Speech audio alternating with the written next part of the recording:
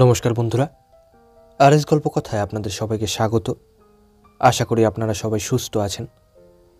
বন্ধুরা, আজ আপনারা শুনবেন শ্রী বিভূতিভূষণ বন্দ্যোপাধ্যায়ের লেখা তিনটি ছোট গল্প, উন্নতি, কাদা আর বিধু মাস্টার।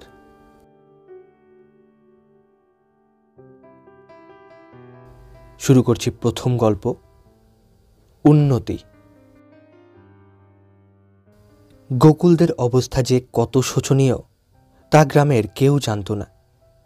বুদ্ধিমতী গোকুলের মা নিজেদের দারিদ্র লোকচক্ষু থেকে যথাসাধ্য লুকিয়ে রাখবার চেষ্টা করত, কিন্তু এবার শীতকালের দিকে অবস্থা এমনই দাঁড়ালো যে আর কোনো রকমে ঢেকে রাখা চলে না।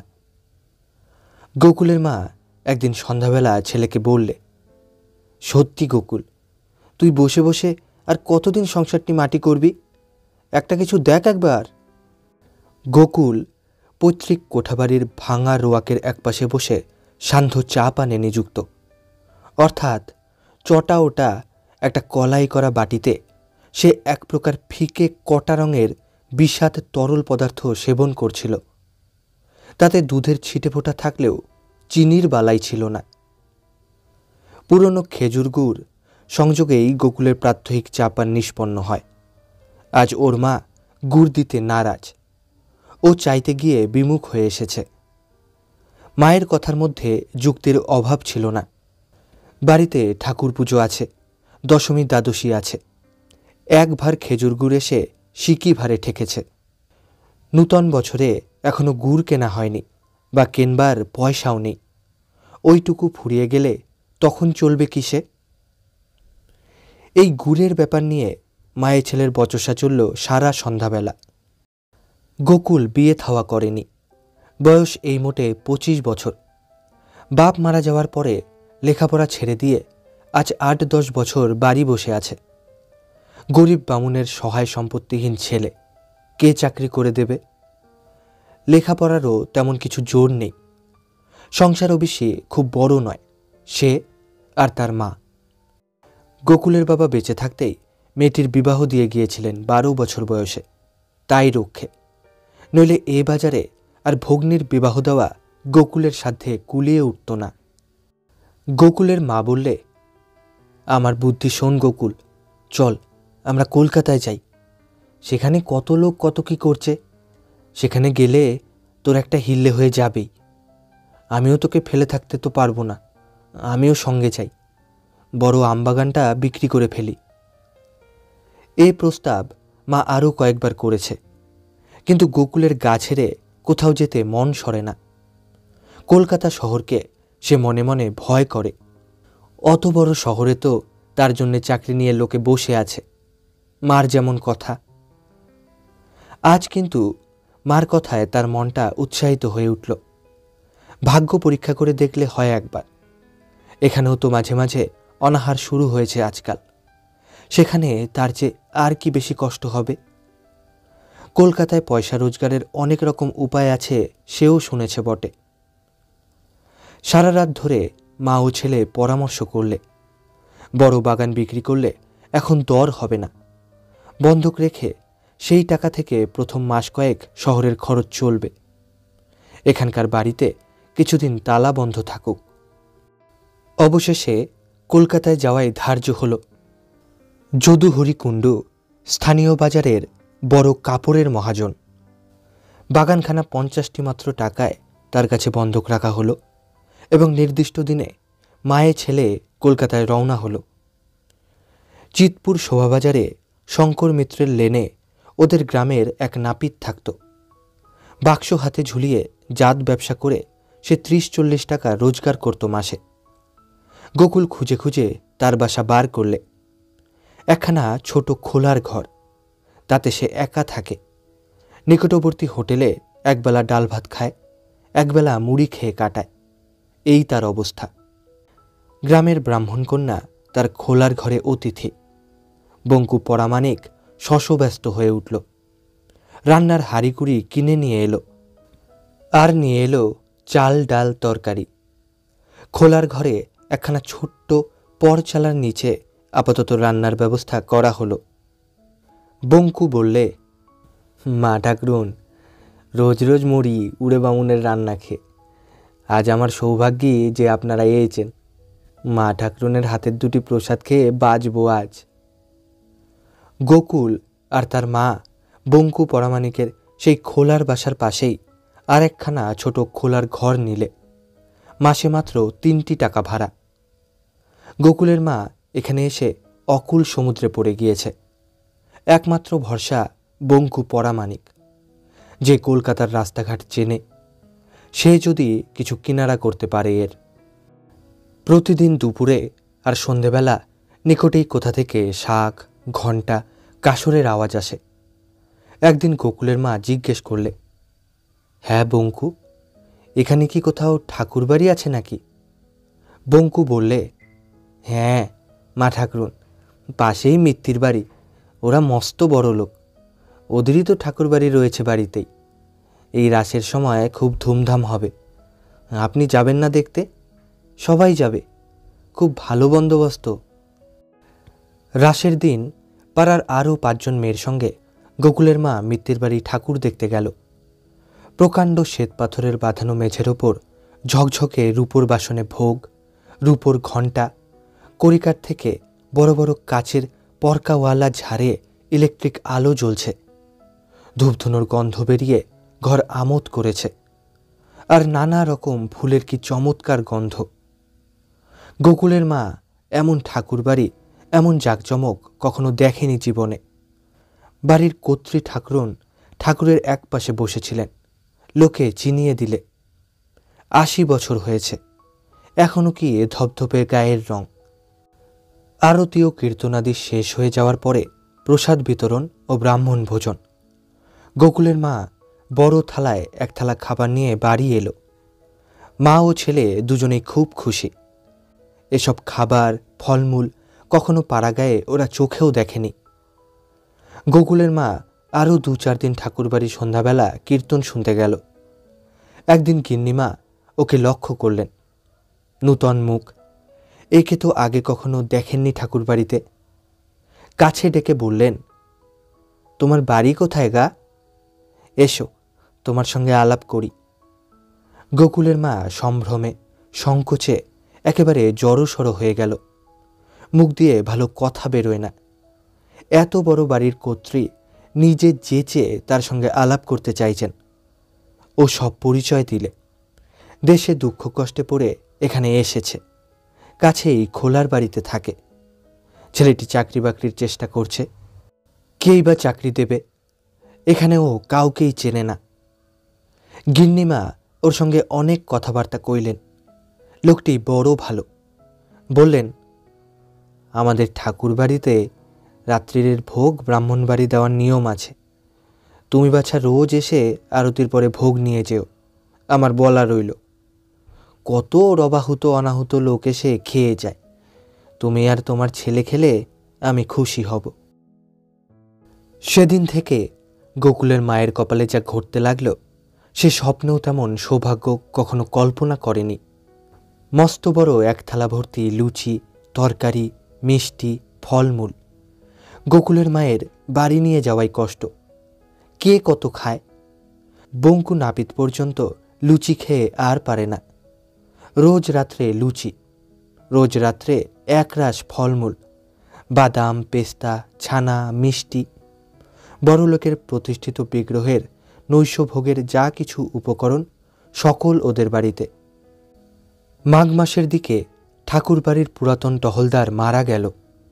গিন্নিমা গোকুলের মাকে সে কাজে নিযুক্ত করলেন। মাইনে পাবে 60 টাকা, দুবেলা ভোগের প্রসাদ পাবে। সকালের ভোগটা খুব জমকালো, উপকরণও বেশি। কিন্তু 4 জন ব্রাহ্মণের মধ্যে যে ভোগটা বিলি করে দেওয়ার প্রথা অনেক দিন থেকে প্রচলিত, গোকুলের মায়ের সুপারিশে গোকুল সেই 4 জন নিমন্ত্রিত ব্রাহ্মণের অন্যতম হয়ে দাঁড়ালো। এছাড়া পূজা পার্বণে, বড় বড় উৎসব উপলক্ষে কাপড় চোপড়ও পাওয়া যায়। ভোজন দক্ষিণা থেকে ওঠে। গিন্নিমা গোকুলের মাকে বড় অনুকম্পার চোখে দেখতে আরম্ভ করেছেন। এতে অন্যান্য ঝি চাকরের চোখ টাটায়। একদিন গিন্নিমা বললেন, হ্যাঁ বাছা, তোমার ছেলে লেখাপড়া জানে কত দূর? গোকুলের মা ভালো জবাব দিতে পারলে না। লেখাপড়া সম্বন্ধে তার খুব স্পষ্ট ধারণা নেই। গিন্নিমা বললেন, ওকে নিচে ম্যানেজারের কাছে একদিন দেখা করতে বলো।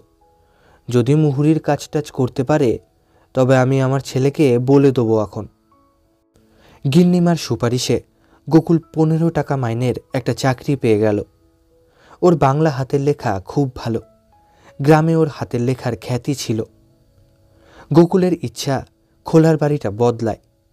মা ওর কিন্তু এতে আপত্তি করলে, বললে, বাবা, এই খোলার বাড়ি লক্ষ্মী, এ ছেড়ে কোথাও যাব না। এ থেকে আরও উন্নতি হবে দেখিস তুই। হলো তাই। গোকুল পরের বছরই বিল সরকারের পদে উন্নীত হলো। এই কাজে উপরি রোজগার খুব।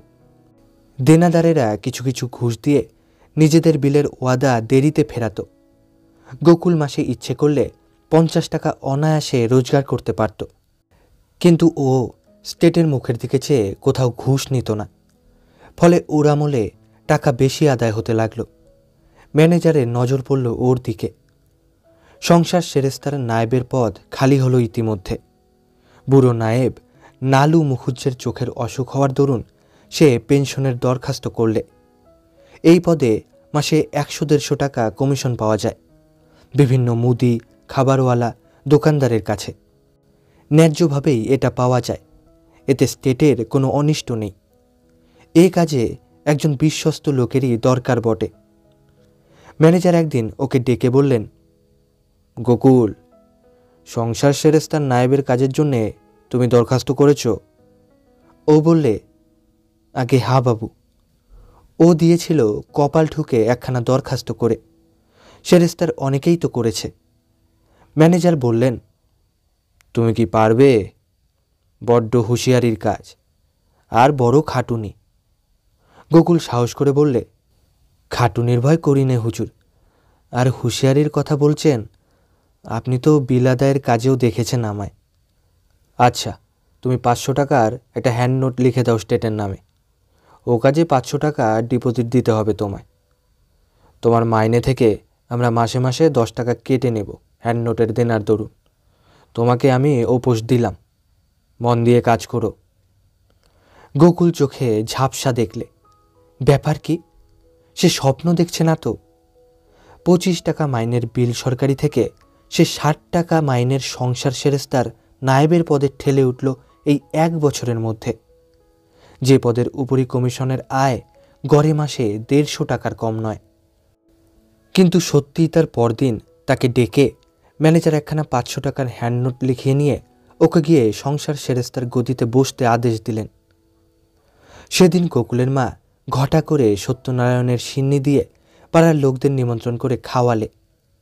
লোকজনের ভিড় কমে গেলে কাছের রমানাথ মণ্ডলের গলির বারুজ্জে বাড়ির বড় বউ গোকুলের মাকে একপাশে ডেকে বললেন, মা, তোমাকে একটা অনুরোধ রাখতে হবে। আমার মেয়ে রমাকে তো দেখেছ তুমি মিত্তির বাড়িতে ঠাকুর ঘরে, তাকে তোমায় নিতে হবে। গোকুলের মা ভাবলে সে ভুল শুনছে। বারুজ্জেদের অবস্থা বেশ ভালোই, মেয়েটিও সুন্দরী। কিছুদিন আগেও স্কুলের বাসে উঠে তাকে স্কুলে যেতে দেখা গিয়েছে, দিব্যি পুতুলটির মতো সেজেগুজে। আজ বারুজ্জে গিন্নি আপনা থেকে প্রস্তাব নিয়ে এসেছেন তার সঙ্গে গোকুলের বিয়ের। সেই মোমের পুতুলের মতো সুশ্রী মেয়েটিকে পুত্রবধূ করবার স্বপ্ন দেখতেও তো তার সাহস হয় না। বারুজ্জে গিন্নি খুব হাঁটাহাঁটি আরম্ভ করলেন। একদিন সামাজিকভাবে মেয়ে দেখাও হলো। মেয়েকে পছন্দ না করবার কোনো কারণই থাকতে পারে না। বিয়ের প্রায় সব ঠিকঠাক। বারুজ্জের বাড়ি থেকে মেয়েরা দল বেঁধে পাত্র দেখতে এলো। পাত্র গোকুল বিয়ের ব্যাপারে মুখে কিছু না বললেও মনে মনে খুশিই ছিল। মেয়েটি সত্যি সুশ্রী, তার উপর ভালো অবস্থাপন্ন ঘরের স্কুলে পড়া মেয়ে। পাড়াগাঁয়ের গরিব ঘরের ছেলে গোকুলের পক্ষে স্বপ্নের অতীত ওখানে বিয়ে হওয়া। গোকুল মাকে বললে, ঠিকুচিখানা তো মা এখানে নেই। বাড়ির বড় কাঁঠাল কাঠের সিন্দুকটাতে জমি জমার কাগজপত্রের সঙ্গে 1 বান্ডিলে বাঁধা আছে। আমি সেটা এই শনিবারে গিয়ে রবিবার নিয়ে আসি। অনেকদিন দেশে যাওয়া হয়নি, অমনি বাড়িঘর দেখেও আসা হবে এখন। শনিবার দুটোয় অফিস ছুটি হতেই গোকুল শিয়ালদহ স্টেশনে গিয়ে ট্রেন ধরে বাড়ি রওনা হলো। এসেছে আজ 3 বছর দেশ থেকে, এর মধ্যে আর যাওয়ার অবকাশ ঘটেনি। সন্ধ্যার কিছু আগে নিজের গায়ে ঢুকতেই হাটতলার চারিদিক থেকে লোকে ওকে ছেঁকে ধরল। আজ শনিবার, গ্রামের হাট, সব লোক আজ সেখানে জড়ো হয়েছে। শেষ হাটে জিনিসপত্র সস্তা হয় বলে অনেকেই বেলা শেষ করে তবে হাটে আসে। আরে গোকুল না, বেঁচে আছিস? আমরা ভাবলাম। এতদিন কোথায় ছিলে গোকুল বাবাজি? তোমার মা কোথায়? এই যে গোকুলদা, কোত্থেকে একদিন পরে? সব ভালো তো? নানা অধীর আগ্রহ ভরা প্রশ্নোত্তরের আদান প্রদান। গোকুলের বেশভূষা দেখে সবাই বুঝলে ওর নিশ্চয় ভালো চাকরি হয়েছে কলকাতায়। সবাই এই 3 বছরের ইতিহাস শুনবার জন্যে ব্যস্ত। গোকুল তাদের হাতে দিয়ে পৈতৃক বাড়ির চাবি খুললে। ঘরদোর বিশ্রী অপরিষ্কার হয়ে আছে, উঠানে বন জঙ্গল গজিয়েছে, জানালা দরজায় উই ধরেছে, কড়িকাঠে বাদুর চামচিকের বাসা। পাশের বাড়ির ছোট ছেলেকে ডেকে একটা হ্যারিকেন লণ্ঠন চেয়ে আনলে ওদের বাড়ি থেকে। তক্তাপোষটা থেকে একরাশ চামচিকের নাদি সরিয়ে সেখানে সুটকেসটা রাখলে নামিয়ে। একটু পরে 3 কড়ি মুখুজ্জের ছেলে প্রমোদটাকে ডাকতে এলো। প্রমোদের বাড়ি যেতে গোকুলের যথেষ্ট সংকোচ বোধ হচ্ছিল। এরই বোন বিনার সঙ্গে গোকুলের একবার বিয়ের প্রস্তাব হয়েছিল বছর 3 আগে। যে বছর ওরা কলকাতায় যায় সে বছর। গোকুল বলেছিল চাকরি না পেয়ে সে বিয়ে করবে না। বিনার বয়স এখন হয়েছে 16-17, এখনও তার বিয়ে হয়নি, একথা গোকুল জানে। বিনাকে ছেলেবেলায় সে সঙ্গে করে নিয়ে কত বেরিয়েছে, কুল পেরে দিয়েছে, কত শাসন করেছে, পাঠশালার পড়া বলে দিয়েছে। বাড়ি থেকে যাবার আগে বিনা প্রায়ই ওদের বাড়িতে আসতো যেত, ওর সঙ্গে গল্প করত। কেবল বিয়ের প্রস্তাবের পরে তাকে আর বেশি দেখা যেত না। এতদিন পরে দেশে এসে বিনাদের বাড়ি যাওয়া একটা কর্তব্য বটে, বিনার সঙ্গে দেখা করা উচিত। কিন্তু যদি বিনার মা পুরনো প্রস্তাবটি আবার পারেন। এখন তো চাকরি করছে, এখন কোনো ওজোর থাকবার কথা তো নয়, অথচ বিনাকে বিয়ে করবারও ইচ্ছা নেই। পাড়াগাঁয়ের মেয়ে, না জানে লেখাপড়া, না জানে গান, না জানে ভালো করে কথা কইতে, অবস্থাও খারাপ ওর বাপের। রমাকে দেখবার পরে ওর মনে হয়েছে এমন ধরনের মেয়েকে জীবন সঙ্গিনী রূপে লাভ করা একটা সৌভাগ্য, দেখবার মতো মেয়ে। তার মায়েরও আন্তরিক ইচ্ছা তার বিয়ে হয় রমার সঙ্গে। প্রমোদের মা যখন পরদিন সকালে কথাটা পারলেন, গোকুল তখন মায়ের কথাটাই বড় করে বললে, তার কোনো হাত নেই। আচ্ছা, কলকাতায় গিয়ে মাকে জানাবে, পরে কি হয় পত্র লিখবে। বিনা বোধ হয় তখন জানালা ধরে নিঃশব্দে এসে দাঁড়িয়েছিল। ওর কথা শেষ হতেই চলে গেল, কেউ টের পায়নি। কখন যে এসেছিল পাশের ঘরে, কিন্তু গোকুলের চোখ এড়ালো না। তারপর যখন ওদের বাড়ি থেকে বের হয়ে আসে, তখন বিনার সঙ্গে আবার দেখা হলো বাড়ির বাইরে গোয়ালের দরজায়। গরুর দড়ি হাতে বিনা ওদের ছোট্ট বাছুরটা পেয়ারা গাছের গুড়িতে বাঁধছে। পরনে আধময়লা শাড়ি, গাছাগত কাচের চুড়ি হাতে, শ্যামবর্ণ মেয়ে, দেখতে এমন কিছু নয়। ওকে দেখে বিনা লজ্জায় চোখ তুলে যেন ভালো করে চাইতে পারলে না, কারণ তার আগেই বিনা শুনেছে মায়ের মুখে বিয়ের প্রস্তাবটা। গোকুল দেখলে, যখন দেখা হয়ে পড়ল, তখন একটা কথাও না বলাটা ভালো দেখাবে না। বললে, বিনা, ভালো আছিস? ওহ, বেশ লম্বা হয়ে পড়েছিস যে। বিনা সলজ্জ মুখে বললে, ভালো আছি। তুমি ভালো আছো গোকুলদা? হ্যাঁ, মন্দ নয়। জ্যাঠাইমার শরীর ভালো আছে? মায়ের শরীর মন্দ না, তবে সেই বাতের ব্যথা মাঝে মাঝে। বিনা আর কিছু না বলে গোয়ালের মধ্যে ঢুকে গেল। বিকেলের ট্রেনে গোকুল কলকাতায় রওনা হলো। চমৎকার ছায়াচ্ছন্ন বিকালটা। গাড়ির জানালার ধারে বসে বাইরের দিকে চেয়ে কেবলই বিনার কথা ওর মনে আসছে দেখে ও আশ্চর্য হলো। আজ সকালে বিনার সেই দিন মূর্তি, পরনে আধময়লা শাড়ি, হাতে গাছা কত কাচের চুড়ি। আরও দেখে আশ্চর্য হলো, ও ভাবছে বিনার কোথায় বিয়ে হবে, কার ঘরে পড়বে অজপাড়া গায়ে। এই বয়সে গোয়াল, গরু, ধান সেদ্ধ, ভাত রাত্রেই জীবনটা কাটাবে। যখন বাপের পয়সার জন্যেই জীবনে কিছুই দেখবে না, শুনবে না, তার চেয়ে যদি ওকে বিয়ে করে কলকাতায় নিয়ে যাওয়া যায়, থিয়েটার, বায়োস্কোপ, লোকজন, মাঝে মাঝে দোতলা বাসে করে কালীঘাট কি দক্ষিণেশ্বর, যা কখনো বিনা দেখেনি। কি খুশি হবে বিনা। জীবনে কখনো ওর হয়নি। রমা কলকাতার মেয়ে, কত দেখেছে, কত শুনেছে, তাকে আর নতুন কি দেখাবে ও? কিন্তু সহানুভূতি বা দুঃখ এক জিনিস, আর তা থেকে কাজের প্রেরণা পাওয়া সম্পূর্ণ অন্য। বিশেষত স্বার্থপর যৌবন চায় যা নাগালের বাইরে, তাকে হাতে আঁকড়ে ধরতে চায়। তার রূপ চায় উন্নতি, ছোট চায় বড়কে আয়ত্ত করার আত্মপ্রসাদ। গোকুল বিনার চিন্তা মন থেকে ঝেড়ে ফেলে দিয়ে একটা সিগারেট ধরালে।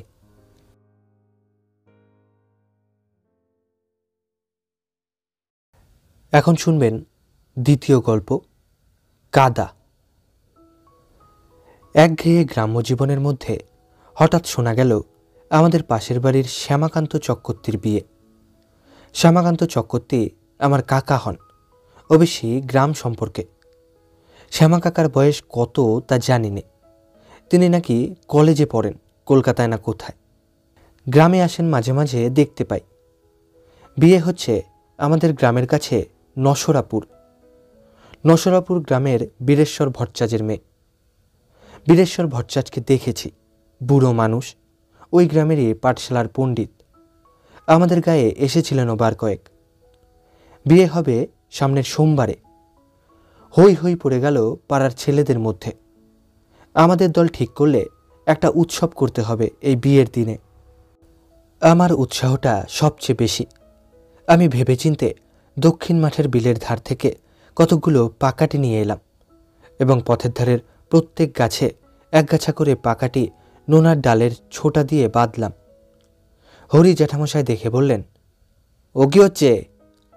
বড় বড় মোটা কাচের পরকলা বসানো চশমার ভেতর দিয়ে দেখি হরি জ্যাঠামশাই আমার দিকে কটমট করে তাকাচ্ছেন। ভয়ে ভয়ে গাছ থেকে নেমে পড়লাম। বলি, ও এই কি? বাজি আলো করব শ্যামা কাকার বিয়েতে, তাই পাকাটি বাজছি। যত ছেলে মানুষই, এই একটা সরু পাকাটি জেলে আলো হবে? কতক্ষণ জ্বলবে ওটা? যতক্ষণ হয়। ছাই হবে, বুদ্ধি কত, ও কখনো জ্বলে? হরি জ্যাঠামশাই চলে গেলেন। আমার রাগ হলো মনে মনে। উনি সব জানেন কি না? পাকাটি জ্বলবে না তো কি জ্বলবে? ক্রমে বিয়ের দিন এসে পড়ল। যেদিন বিয়ের বর রওনা হয়ে চলে গেল, সেদিন পাকাটি জ্বালতে সঙ্গী সতু ও হিরু বারণ করলে। আজ জেলে কি হবে? যেদিন বর আসবে বউ নিয়ে, সেদিন জেলে দিবি, দেখাবে ভালো। বিয়ের বরযাত্রী গেল গা শুদ্ধ ছেটিয়ে, কিন্তু আমার যে অত উৎসাহ, আমারই যাওয়া হলো না। কেন যে যাওয়া হলো না কি জানি। বাবা গেলেন, অথচ আমায় নিয়ে গেলেন না। তার জন্যে কোনো কান্নাকাটি করলাম না। খাওয়ার ওপর আমার বিশেষ কোনো লোভ নেই। খেয়ে আমি সহ্য করতে পারি না, পেটের অসুখ করে। ওই জন্যেই বোধ হয় বাবা আমায় নিয়ে গেলেন না, কে জানে। মঙ্গলবারের সন্ধ্যের আগে বরবউ আসবে। বরযাত্রীরা ফিরে এসে বললে, আমি ঠিক করলাম যেমন ওরা আসবে অমনি যে পথে আসবে ওরা, সে পথের দুধারের গাছে যত পাকাটি বেঁধেছি সবগুলো জ্বালব। কেবল ঘর বার করছি, একে ওকে কেবল জিজ্ঞেস করছি কখন বর আসবে। বেলা যায় যায়, এমন সময় নীলু এসে বললে, শিগগির চল, বউ আসছে। আমি বললাম, কে বললে? নীলু আমার হাত ধরে এগিয়ে নিয়ে চলল। গোয়ালাপাড়ার মোড়ে গিয়ে বাজনার শব্দ পাওয়া গেল যথেষ্ট। বললাম, কতদূর রে? তা বুনোপাড়ার কাছে হবে, অনেক দূর এখনো। দেখতে দেখতে শ্যামা কাকার ঘোড়ার গাড়ি কাছে এসে গেল। আমরা ঘোড়ার গাড়ি বেশি দেখিনি। দু একখানা কালে ভদ্রে শহর থেকে এসে এ গ্রামে ঢোকে। তাও আমাদের জীবনে সব শুদ্ধ মিলে বার 2 দেখেছি মাত্র। ছেলের দল কলরব করে উঠল, ওই রে ঘোড়ার গাড়ি। সঙ্গে সঙ্গে বর বউ শুদ্ধ গাড়ি কাছে এসে পড়ল। এইবার কিন্তু বাঁধল মুশকিল। পাকা রাস্তা ছেড়ে খানিকটা কাঁচা রাস্তায় গেলে আমাদের গ্রাম। শ্রাবণ মাসের শেষ, বেজায় কাদা হয়েছে কাঁচা রাস্তায়। বিশেষ করে একটা জায়গায় হাবুর কাদা, সেটার নাম সারাতলার দ। গাড়ি সেখানে এসে সেই হাবরে পড়ে পুঁতে গেল। মোষের গাড়ি, সে গাড়ি সে কাদায় পড়লে ওঠে না। শহুরে ঘোড়ার সাধ্যি কি সে হাবর থেকে গাড়ি ওঠায়? ননি বললে, এ রামকাদা থেকে বাচাদনের আর উঠতে হবে না, ও রোগা ঘেনা ঘোড়ার কম্ম এই হাবর ঠেলে ওঠা। তখন সবাই মিলে চাকা ঠেলতে লাগলাম। গাড়ি চলে এলো শ্যামা কাকার বাড়ি। শ্যামা কাকার মা বউ বরণ করে ঘরে তুললেন।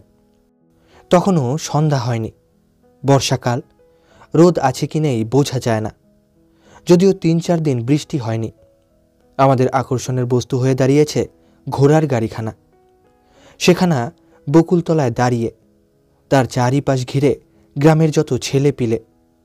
গারোয়ান বলছে, যদি আমরা সারাতলার দয়ের হাবর পর্যন্ত গিয়ে চাকা ঠেলে গাড়ি উঠিয়ে দিতে রাজি হই, তবে সে আমাদের গাড়িতে চড়তে দেবে পাকা রাস্তা পর্যন্ত।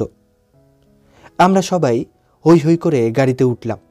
কতক গাড়ির ছাদে, কতক পেছনে, কতক ভেতরে। সারাতলার দয়ের কাদা থেকে সবাই মিলে ঠেলে গাড়ি উঠিয়ে দিলাম। তার বদলে পাকা রাস্তা পর্যন্ত আমাদের গাড়িতে চড়িয়ে নিয়ে গেল। কি মজা! আমরা যখন পাকা রাস্তায়, তখন সন্ধ্যা হয়ে অন্ধকার নামল। ননি বললে, গা ধোবো কোথায়, সব্য অঙ্গে কাদা। আমাকে বললে, মশাল জ্বালবি নে? চুপ কর, কি ডাকছে? সর্বনাশ, আমার বাবার গলা।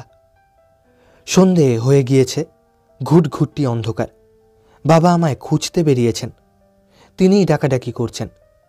সন্ধ্যের সময় বাড়ি ফিরিনি, বাবা ডাকতে বেরিয়েছেন। ননি বললে, আলো দিবি না গাছে গাছে? আর আলো, আমার মুখ শুকিয়ে গিয়েছে, বাবা কাছে এসে পড়েছেন ডাকতে ডাকতে। আমি উত্তর দিলাম, যাই। এই সন্ধেবেলা সারা গায়ে কাদা মেখে আমি ভূত হয়ে আছি। আপাদমস্তক কাদা। চালাক গারোয়ান একটুখানি গাড়িতে চড়বার লোভ দেখিয়ে কাজ গুছিয়ে চলে গিয়েছে। এখন আমায় ঠেকায় কে?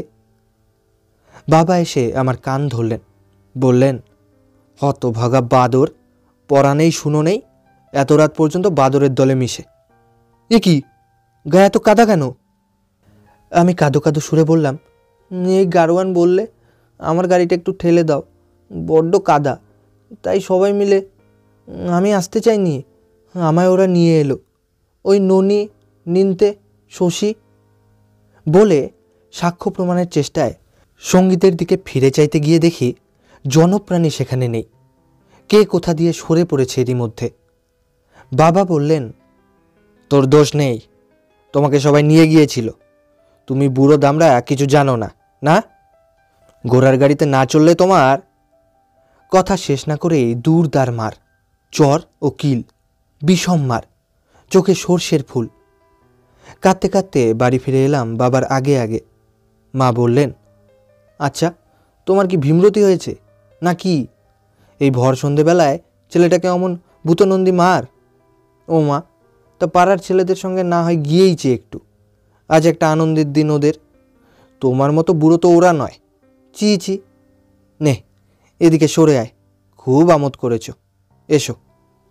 সে রাত্রে পাকাটি জ্বালিয়ে রোশনাই করা আমার দ্বারা আর সম্ভব হয়নি। এর 30 বছর পরের কথা। আমি কলকাতায় চাকরি করি। বর্ষাকাল, মহকুমা স্টেশনে নেমে বাড়ি যাব, এমন সময় শ্যামা কাকার ছেলের সঙ্গে রাস্তায় দেখা হলো। শ্যামা কাকা মারা গিয়েছেন আজ 10-12 বছর। গ্রাম ছেড়ে তার ছেলেরা আজকাল শহরে বাস করে। শ্যামা কাকার বড় ছেলেটি এখানে চাকরি করে। ওর নাম অরুণ। অরুণ বললে, বাড়ি যাচ্ছেন দাদা? দীপ্তির বিয়ে পরশু, আপনাকে আসতে হবে অবশ্যই অবশ্যই, আসুন না একবার আমাদের বাসায়। গেলাম। দীপ্তি 16-17 বছরের সুশ্রী মেয়ে। আমায় দেখে খুশি হয়ে এগিয়ে এলো। বললাম, কোথায় তোর বিয়ে হচ্ছে রে দীপ্তি? দীপ্তি মুখভঙ্গি করে বললে, আহা হা। তার মানে আপনার মুন্ডু। কথার কি যে ছিরি। হবে না ছিরি? আপনার কথার ছিরি বা কি এমন? বল না, কোথায় বিয়ে হচ্ছে? ফের দেখ দীপ্তি, চালাকি যদি করবি বল, কথার উত্তর দে। দীপ্তি আঁচল নাড়তে নাড়তে বললে, আহা, যেন জানেন না আর কি। আমি বিস্ময়ের সুরে বললাম, সেখানে নাকি? সেই ভালো, খুশি হলাম। খুশি কিসের? আবার চালাকি করবি দীপা? হোসনি খুশি তুই? ওরকম বললে আমি মরবো আপিং খেয়ে, সত্যি বলছি। আচ্ছা যা, আর কিছু বলবো না। এখন একটু চা করে খাওয়াবি না এমনি চলে যাব? খাওয়াচ্ছি। ও মা, ঘোড়ায় জিন দিয়েছে, এমন তো কখনো দেখিনি। দেখিসনি? দেখলি? নিয়ে আয় চা। খাবেন কিছু? তোর খুশি। একটু পরে চা ও খাবার হাতে দীপ্তি এসে ঢুকে বললে, সোমবারে কিন্তু আসতে হবে। আপনাকে থাকতে বলতাম এখানে, কিন্তু বলবো না, বাড়িতে বড্ড ভিড়, আপনার কষ্ট হবে। সোমবার আসবেন অবশ্যই। আচ্ছা, কথা দিলেন? নিশ্চয়। বরযাত্রী না কনে যাত্রী? দুই। আপনাদের গায়ের যখন বর, তখন বরযাত্রী তো হতেই হবে। কনে যাত্রী কার অনুরোধে? আমার। আচ্ছা আসি। ঠিক আসবেন পরশু? ঠিক ঠিক ঠিক। দীপ্তি থাম ধরে দাঁড়িয়ে রইল যখন আমি চলে এসে রাস্তার ওপর উঠেছি। যার সঙ্গে দীপ্তির বিবাহ সে আমাদের গ্রামেরই ছেলে বটে, কিন্তু তারা পশ্চিম প্রবাসী, দেশের বাড়িতে জ্ঞাতি ভাইরা থাকে। এই বিবাহ উপলক্ষে বহুকাল পরে ওরা সবাই দেশে এসেছে। বিয়ের পরই আবার চলে যাবে।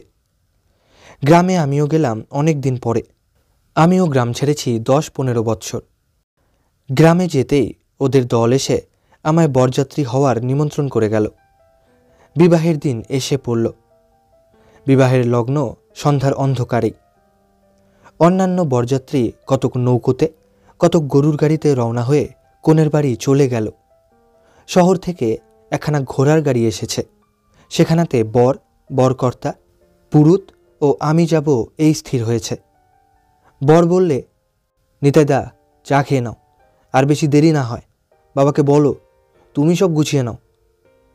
সে ভাবনা তোমার কেন, যা করবার করছি। শোনো একটা কথা, দীপ্তি তোমায় কিছু বলেছিল? না। বিয়ের বিষয়ে? না। দেখা হয়নি আসবার দিন? না। কেন? তাই জিজ্ঞেস করছি। সন্ধ্যের অল্পই দেরি আছে, তখন আমরা ঘোড়ার গাড়িতে গিয়ে উঠলাম। গাড়িও ছেড়ে দিলে। আমাদের পিছনে শাক বাজতে লাগলো, হুলু পড়তে লাগলো। গাড়ি গা ছাড়িয়ে খানিক দূর যেতে না যেতে অন্ধকার নামল। সঙ্গে সঙ্গে সারাতলার দয়ের কাদায় গিয়ে পড়ল গাড়ি। কিছুতেই আর ওঠে না। যারা 15 মিনিট বৃথা চেষ্টার পর গাড়োয়ান বললে, বাবু একটু নামতে হবে। খালি গাড়ি তখন নিয়ে গিয়েছিলাম, এখন বোঝাই গাড়ি যাবে না, আপনারা একটু নামুন। অগত্যা নামা গেল, কিন্তু তখন গাড়ির 4 চাকা যা পুতবার পুঁতে গিয়েছে। ঘোড়াকে চাবুক মারলে কি হবে, গাড়ি নড়ে না। তখন আমি আর বরকর্তা দুজনে সেই কাদায় নেমে চাকা ঠেলি। কোনো লোক নেই। বরকে বা পুরুত মশাইকে অনুরোধ করা যায় না চাকা ঠেলতে। আমরা দুজন ছাড়া ঠেলবে কে? দীপ্তির বিয়ের সুলগ্ন উত্তীর্ণ না হয়ে যায়, তার বিয়েতে কোনো বিঘ্ন না ঘটে, প্রাণপণে ঠেলতে লাগলুম সেই চাকা, সেই সারা তলার হাবরের মধ্যে। আপাদমস্তক কাদায় মাখামাখি হলো। বরকর্তা বুড়ো মানুষ, তাকে আমি বেশি ঠেলতে দিলাম না, নিজেই ঠেলে কাদা পার করে তুললাম। বর বললে, এ তোমার এ কি চেহারা হলো, কাদায় যে। আমি বললাম, তোমরা যাও, আমি যাচ্ছি নে। সবাই বলে উঠল, সে কি সে কি সে কি হয় নাকি? আচ্ছা এগোন আপনারা, পেছনে আসছি, জামাকাপড় ছেড়ে আসি। গাড়ি চলে গেল। আমি দাঁড়িয়ে রইলাম সেদিকে চেয়ে। আর আমি যাব না। দীপ্তির বিয়ে সুলগ্নে হোক, বাধা শূন্য হোক। হঠাৎ আমার মনে পড়ল একদিনের কথা। দীপ্তির বাবা বিয়ে করে যেদিন ওর মাকে নিয়ে ফিরছিলেন, 30 বছর আগের ঠিক এমনই এক অন্ধকার সন্ধ্যা। সেই শ্রাবণ মাসে সারাতলা দয়ের কাদা ঠেলে গাড়ি উঠিয়েছিলাম কাদায় মাখামাখি হয়ে। বাবার কাছে মার খেয়েছিলাম। আজ আবার তাদেরই মেয়ের বিয়েতে সেই রকমই গাড়ি ঠেলছি। গাড়িও যাচ্ছে শহরের দিকে। তাদেরই মেয়ে দীপ্তি। হয়তো সে আজ খুব রাগ করবে, আমি না। জীবনে কি আশ্চর্য ঘটনাই সব ঘটে।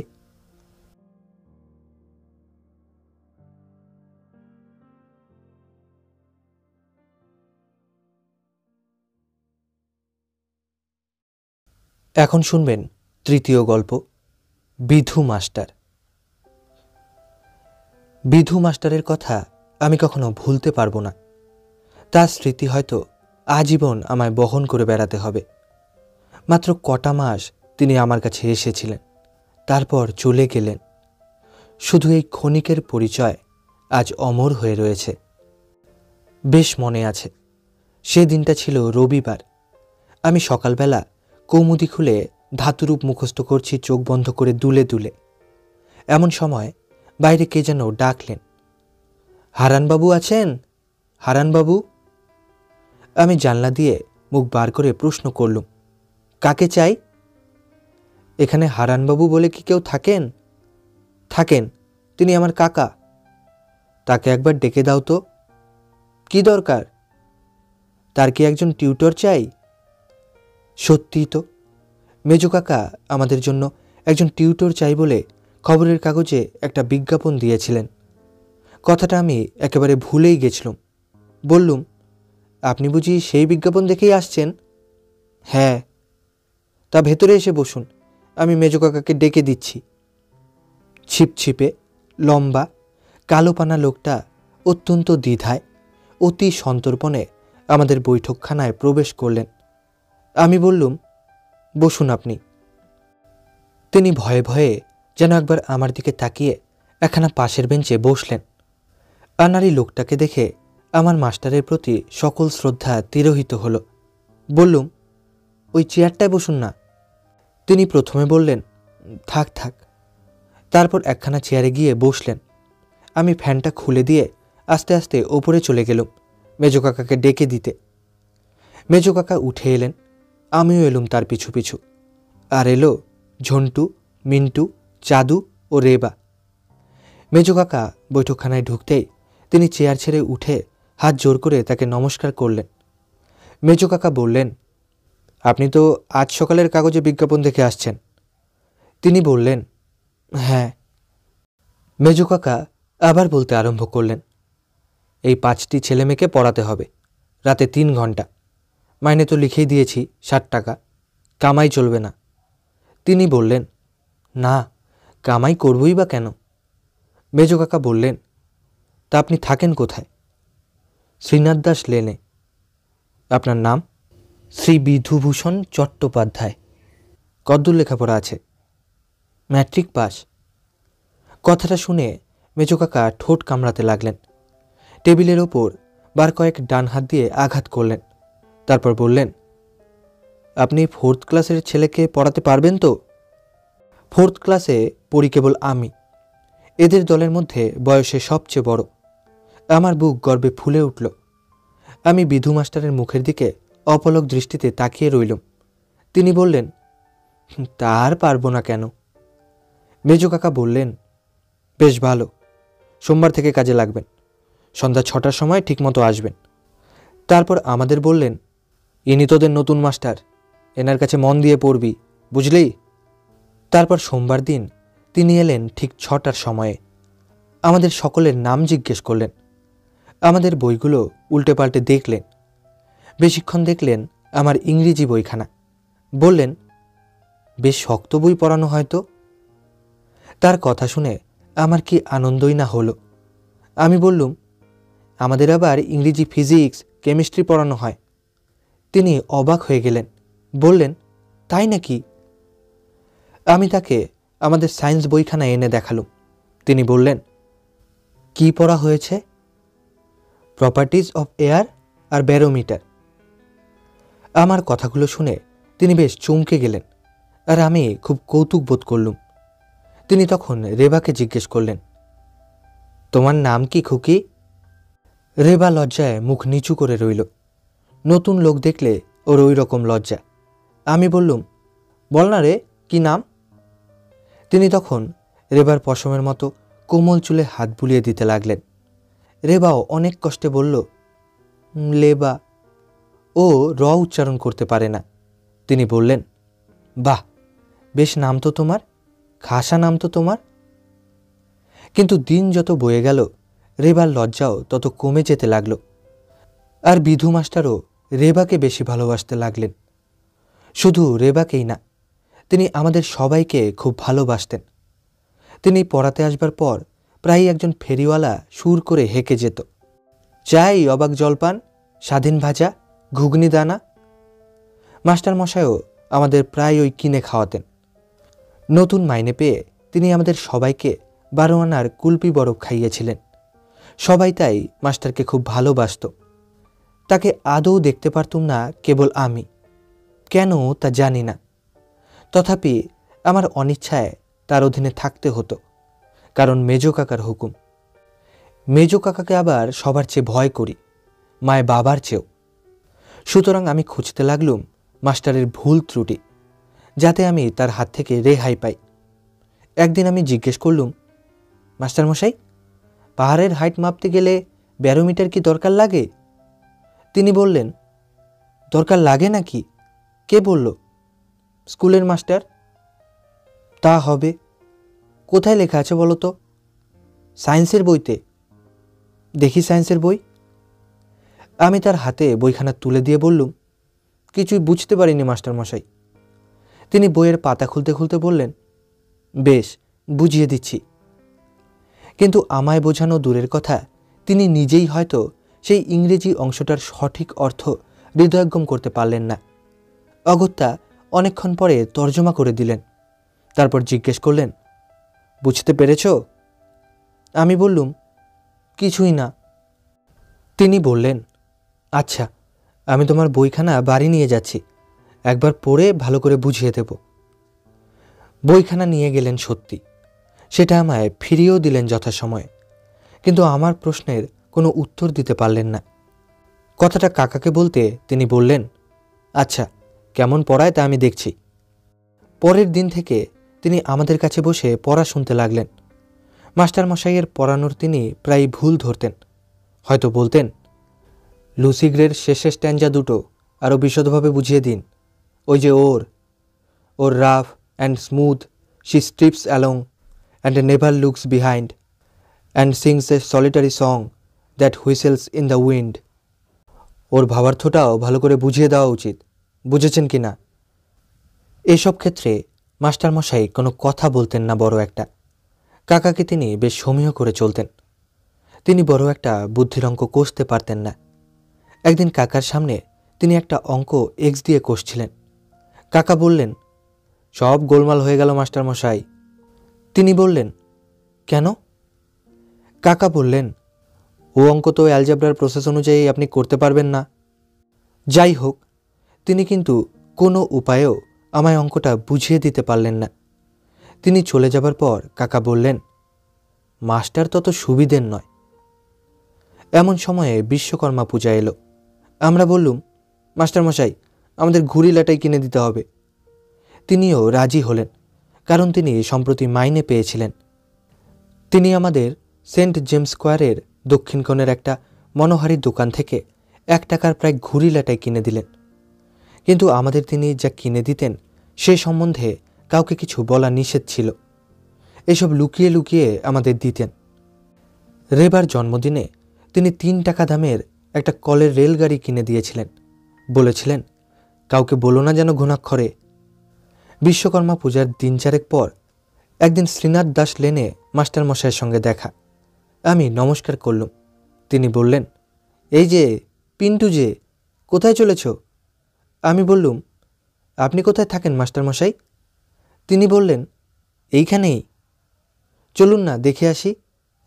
কি জানি কেন মাস্টারমশাইয়ের বাড়ি দেখবার জন্যে আমি অত্যন্ত উতলা হলুম। তিনি দ্বিধায় আমায় নিয়ে গেলেন তার অপূর্ব গৃহে। টিনের চাল দেওয়া একখানা মেটে বাড়ির দোতলায় একখানা ছোট্ট ঘরে থাকেন। সরু ভাঙা সিঁড়ি দিয়ে ওপরে উঠতে ভয় করে। ফালি বারান্দাটা মানুষের ভারে সামান্য কাঁপে। আস্তে আস্তে তার পিছু পিছু তার ঘরের দিকে গেলুম। তিনি গিয়ে তার ঘরের তালা খুললেন। অপরিষ্কার ও অপরিসর ঘর। দেওয়ালে কতগুলো ক্যালেন্ডার টাঙানো। একপাশে একখানা বিবেকানন্দের ছবি। মেঝের ওপর একটা খাটিয়া পাতা, তার উপর আবার একটা কালো ও তেল চিটচিটে বালিশ। মাস্টারমশাই আমায় বসিয়ে আসছি বলে কোথায় চলে গেলেন সহসা। আর আমি তার ঘরখানা ঘুরে ঘুরে দেখতে লাগলুম। বড় দুঃখ হলো তার দারিদ্র ক্লিষ্ট অবস্থা দেখে। ঘরের মধ্যে আর একখানা কাপড়ও নেই, যদিও বা একখানা আছে, তাও শতছিন্ন এবং অত্যন্ত কালো। একটি জামা ও একখানি মাত্র কাপড়ে তাকে দিন কাটাতে হয়। আমার বড় অনুকম্পা জাগল তার প্রতি। তাকে যে আমি এত ঘৃণা করতুম তা একেবারে বিস্মৃত হলুম। হঠাৎ যেন আমি একেবারে বদলে গেলুম। এমন সময়ে মাস্টারমশাই এক ঠোঙা খাবার নিয়ে ঘরে ঢুকলেন। আমি ব্যথিত সুরে বললুম, ওসব আবার কেন মাস্টারমশাই? তিনি আমার কথা শুনে একটু যেন আশ্চর্যান্বিত হলেন। আমতা আমতা করতে লাগলেন। না না, এ আর এমন কি? আমি বুঝলুম যে তার শ্রমের পারিশ্রমিকটা এমন করে অপচয় করা তার শরীরের বিন্দু বিন্দু রক্ত গ্রহণ করার শামিল। আমি তীব্র প্রতিবাদ করলুম, না, এ কখনোই হবে না। আমার দৃঢ় প্রতিজ্ঞা দেখে তার মুখের চির প্রফুল্ল হাসি অকস্মাৎ যেন মিলিয়ে গেল। তিনি মুখ চুন করে বললেন, এ কি বলছো পিন্টু? আর সাহস হলো না কিছু বলতে। যাই হোক, বাড়ি ফেরার পথে সেদিনই আমি প্রতিজ্ঞা করলুম যে মাস্টারমশাই যাতে আমাদের জন্যে তার মাইনে থেকে কিছু খরচ না করেন তার ব্যবস্থা করতে হবে। হাজার হোক, বেচারা ওই কটি টাকা সম্বল করে কলকাতায় বাস করছেন। কিন্তু আমার প্রতিজ্ঞা মতো কাজ করবার আগেই একটা বিশ্রী ঘটনা ঘটে গেল। মেজো কাকা একদিন আমার ট্রান্সলেশনের খাতাখানা দেখতে দেখতে মাস্টারমশাইকে বললেন, এসব কি পড়াচ্ছেন মাস্টারমশাই? ইংরেজি আপনি দেখছি কিছুই জানেন না। I live in a boarding সেন্টেন্সটার মধ্যে ইন কি এমন অপরাধ করেছে যে ওকে তুলে আপনি অ্যাড বসিয়ে দিলেন? আসলে ওর ভুল কোথায় তা তো দেখতে পেলেন না। আর every bush and every tree was in bird সেন্টেন্সটার ওয়াজ কেটে ওয়ার করলেন কোন গ্রামার অনুযায়ী? আপনি 4th ক্লাসের ছেলে পড়াবেন কেমন করে? মাস্টার লজ্জায় মুখ নিচু করে রইলেন। আর আমি ভাবতে লাগলুম ভাবি বিপদের কথা। মেজো কাকা বললেন, তাই বলি, ছেলেরা এত খারাপ হয়ে যাচ্ছে কেন? পিন্টু, তোর হাফ ইয়ারলির প্রোগ্রেস রিপোর্টটা নিয়ে আয় তো। আমি ভয়ে ভয়ে আমার প্রোগ্রেস রিপোর্ট নিয়ে এলুম। মেজো কাকা বললেন, দেখুন কি বিশ্রী রেজাল্ট। ইংরেজিতে তো ফেল, আর সবে রগ ঘেঁষিয়ে পাশ করেছে। এরপর আর আপনাকে রাখতে আমি সাহস করি না। তাহলে ওদের পায়ে কুড়ুল মারা হয়। আমরা অন্য মাস্টার দেখব। আপনার বাকি মাইনেটা 2 তারিখে নিয়ে যাবেন। মেজো কাকার কথায় মাস্টারমশাই একটি প্রতিবাদ পর্যন্ত করলেন না। নীরবে নিঃশব্দ পদক্ষেপে প্রস্থান করলেন। আমি তার মুখের দিকে তাকাতে পারলুম না। এর জন্যে দোষিত আমি তো মাস্টারমশাইয়ের ভুলগুলো মেজো কাকাকে বলে বলে তার মন একেবারে চটিয়ে রেখেছিলুম। আমি অপরাধীর মতো বসে রইলুম, মুখ নিচু করে।